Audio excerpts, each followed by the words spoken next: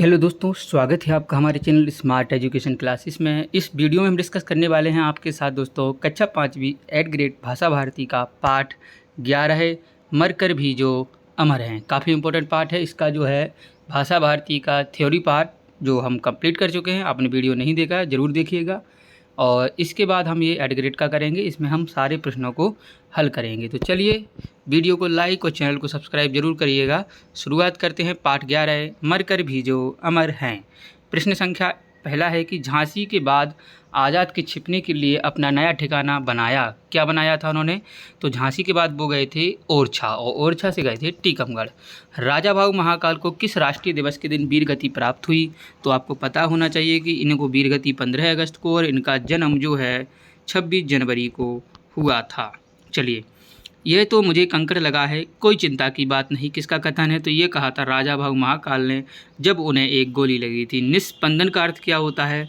तो इसका अर्थ होता है अचल, जो अपनी जगह एक स्थिर रहता है। कठिन संघर्ष के लिए हमें किस मुहावरे का प्रयोग करेंगे? तो वो करेंगे लोहे के चने चबाना। चलिए आगे है।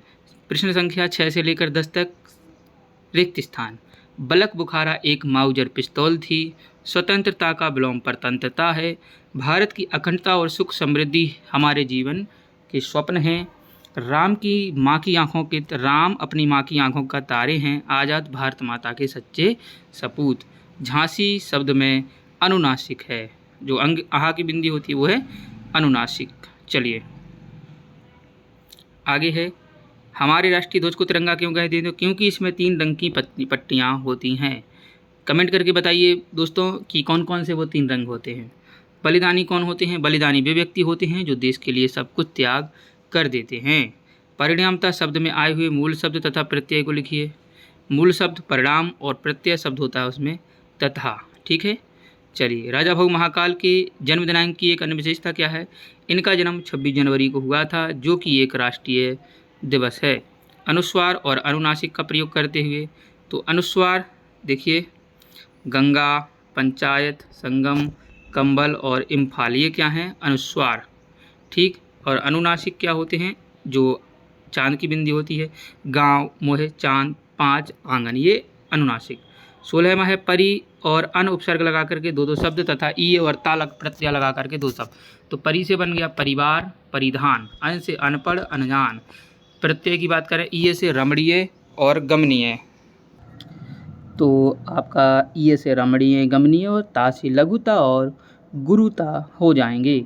अगला है 17वां प्रश्न है कि झांसी में रहते हुए आज़ाद के जीवन में कई परेशानियों का संक्षेप में लिखना है। तो झांसी में, चलिए इसको बड़ा कर लेते हैं। तो झांसी में आज़ाद को वेश बदलकर और अनजान बनकर के रहना पड़ा।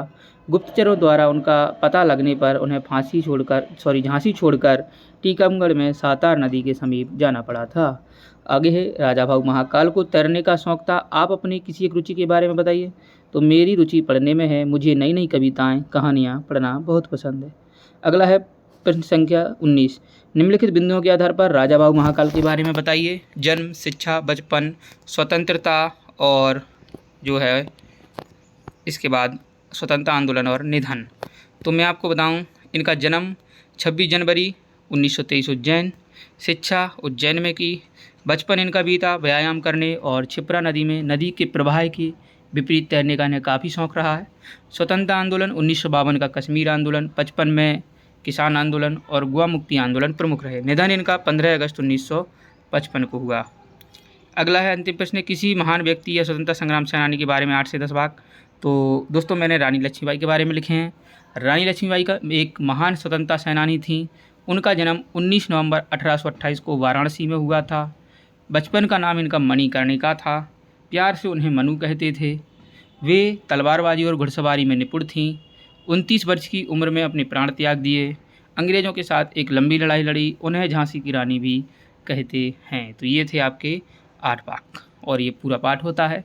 अगला वीडियो आपको जल्द मिलेगा। वीडियो देखने के लिए आपको बहुत बहुत धन्यवाद। वीडियो को लाइक, चैनल को सब्सक्राइब और वीडियो शेयर अधिक से अधिक किया करें। जय हिंद, जय भारत।